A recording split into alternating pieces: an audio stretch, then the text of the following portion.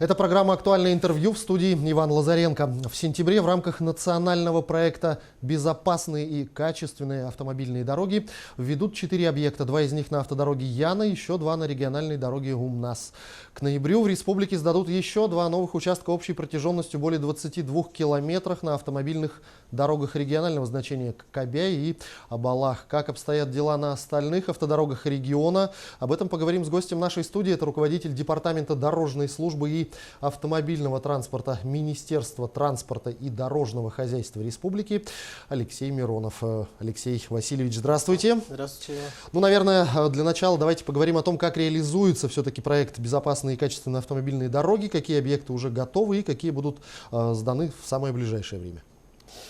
Да, у нас, хотелось бы сначала рассказать про национальный проект в целом, да, то, что национальный проект, он реализуется на территории всей Российской Федерации, да, в соответствии с указом президента страны, майским указом, и он реализуется в 83 субъектах, в том числе в Республике Саха-Якутия. В текущем году мы планируем на региональных дорогах обеспечить ввод 41 объекта и ввести 122 километра автомобильных дорог регионального значения. Да? Это на автомобильных дорогах, я перечислю? Конечно. УМНАС, НАМ, Абалах, Анабар, Амга, Кобяй. Ну, на этих основных автомобильных дорогах. Ну, и Яна. Закончите мысль.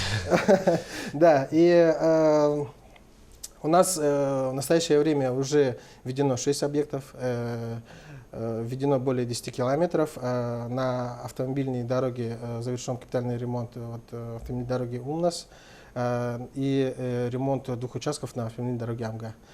Также завершены работы по устройству барьерных ограждений и освещению на автомобильной дороге НАМ. Но всегда, когда говорится о ремонте автомобильных дорог, у рядового гражданина всегда возникает вопрос, основываясь, естественно, на опыте прошлых лет, это сроки. Запланировано 31 октября 2019 года. Все ли успеете сделать?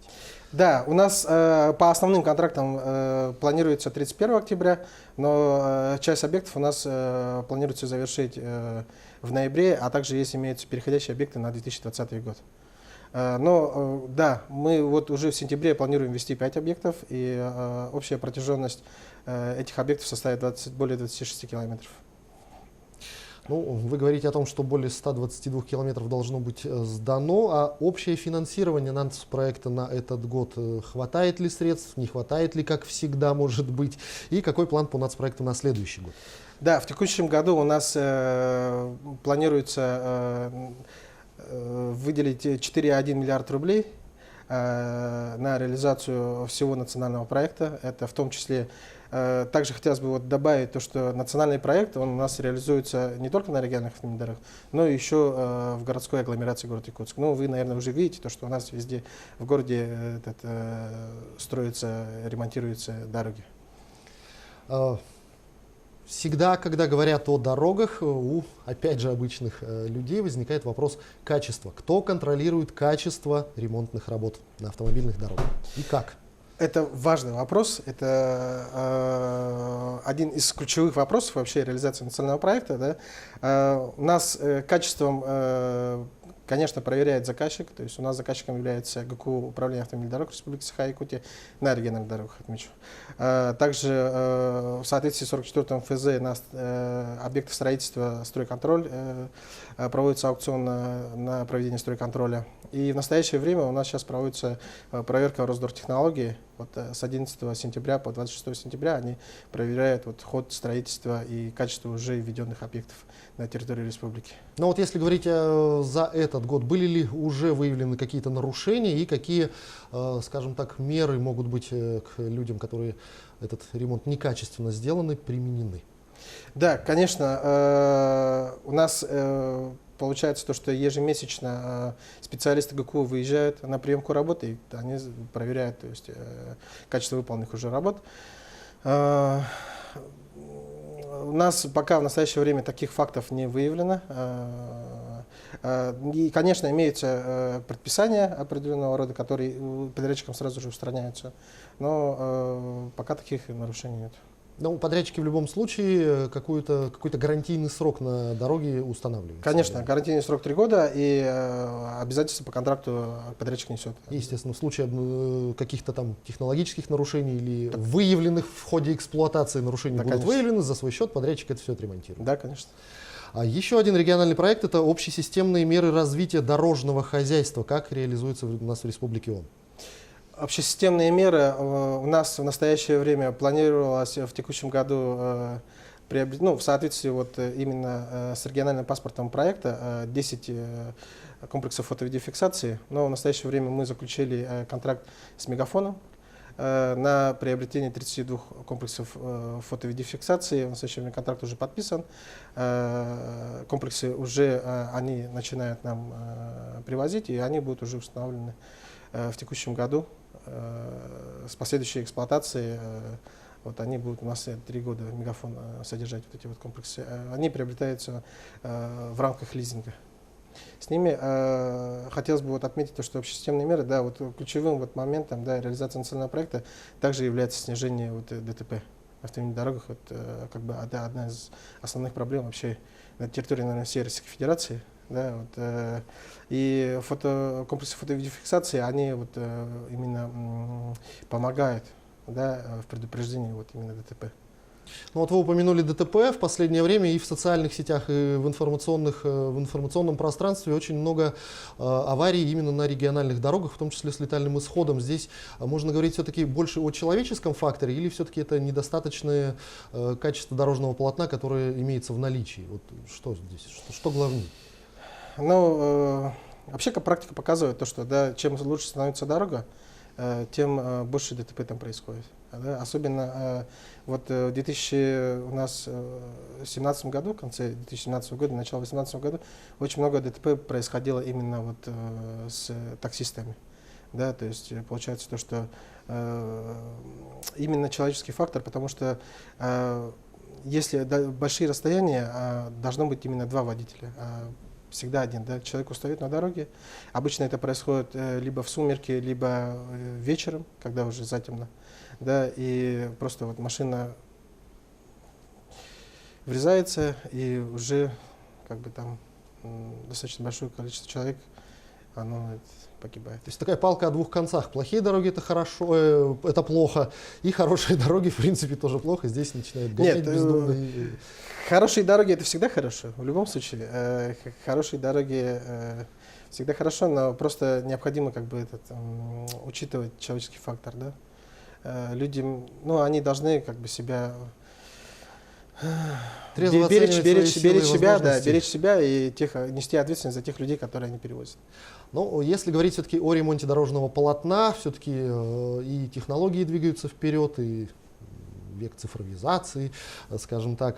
Какие новые, может быть, интересные технологии применяются подрядными организациями при ремонте дорожного полотна? Новые технологии у нас таковых нету, это все уже испробованные практики, то есть они все у нас используются, но в основном они используются на строительстве автомобильной дороги Кабяй. Но таких новых технологий в настоящее время, они в соответствии с ГОСТом все работы проводятся. Если говорить о ремонте гравийных дорог, то одна из самых больших проблем – это пыль в летнее время, естественно. Проводятся ли какие-то мероприятия, противопылевые смеси нанесения? В каких регионах эта практика существует и существует ли у нас? Да, обеспыливание на автомобильных дорогах – это необходимая вещь, но при этом необходимо учитывать то, что оно влечет достаточно затратное это дело. В общем, мы применяли обеспыливание, делали на автомобильной дороге Амга к проведению игр народов республики. В связи с тем, что у нас интенсивность дороги, предполагалось увеличение интенсивности на этой дороге. Мы использовали соль кемпиндейскую. Но, учитывая то, что таких дорожно-транспортных происшествий не происходило, в принципе, мне кажется, практика была достаточно удачная. А вот как вообще выглядит вот этот процесс нанесения беспыливающей смеси? Что это за смесь? Соль? Просто соль? Да, вот именно на Амге проводилась соль, использовалась соль. Есть там несколько технологий проведения, также битумную эмульсию используют в некоторых регионах. У нас использовалась соль, да.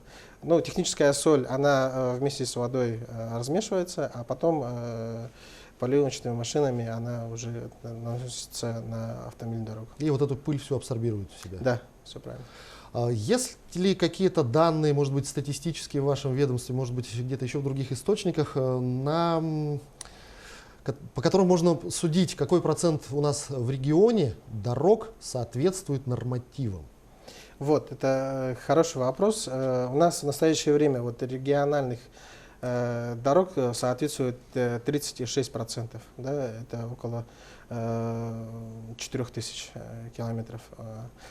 До конца к 2024 году этот процент должен составить более 39%. Это вот в рамках реализации нацпроекта «Безопасные дороги». Да, в рамках реализации нацпроекта.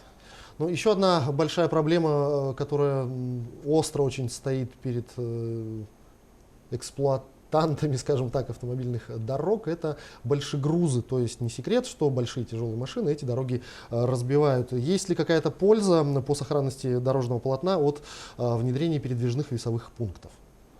Да, мы планируем в рамках то, что мы ранее озвучивали, общесистемные меры регионального паспорта, установить